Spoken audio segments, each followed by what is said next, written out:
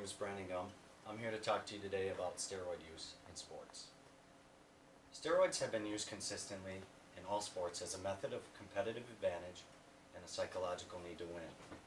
Its use has been modified to meet the demands of both players and owners in an attempt to build a dynasty and leave a lasting legacy. Take a moment to think about a sports figure. It can be anyone who has motivated you to work harder to better yourself, or even someone you may have dreamed of becoming one day. Now that you've selected a figure, realize that the chances of that athlete or someone they know using performance-enhancing drugs is very high. The truth of the matter is, steroids have affected more than 1 to 3 million athletes over the last few decades. According to the American Journal of Sports Medicine, annual black market sales of performance enhancers have exceeded well over $100 million. That number speaks volume to the fact that even adolescents who are automatically predisposed are being led to believe that this is the only road to superstardom.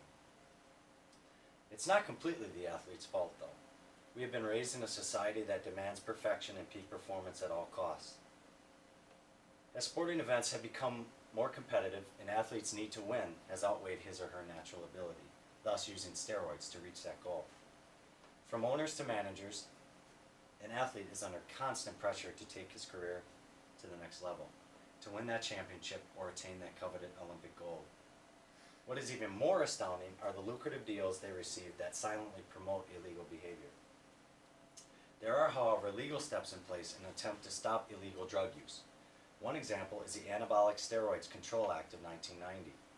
This act opened the doorway to new legislation such as Controlled Substance Act of 1991. Under this legislation, any steroid that increases testosterone or promotes muscle growth, whether possessed or sold, is illegal.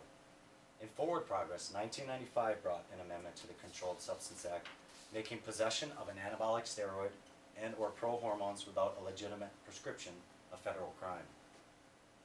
Also, non-medical use is strictly prohibited for use in most sporting organizations, both amateur and professional. Although there are strict guidelines for use, athletes are continually finding new ways to conceal and use enhancers for personal gain, despite the lasting side effects. According to the United States Department of Justice Drug Enforcement Administration, these side effects, both short and long term, that enhancers produce differ among gender as well as the individual. After years of case studies, researchers have found major irreversible outcomes from using. Some of these include increased risk for cancer, increased risk for liver and heart disease, swelling of soft tissue, and obstructive sleep apnea. Side effects in the male gender specifically include reduced sperm count, baldness, and the development of breasts. In women, deepened voice and abnormal hair growth. Notably, infertility and increased chance of stroke were found in both genders. In recent years, there have been a major overhaul of testing organizations to include promoting and educating athletes about the danger of using steroids and other enhancers. By explaining to athletes that they can excel in sports and have great careers without drug use, these companies have made great headway in limiting use among adolescents. Some other highlights of these programs include focusing on proper dieting, rest, and overall physical and mental health. All of these items are necessary and important factors in achieving their goals.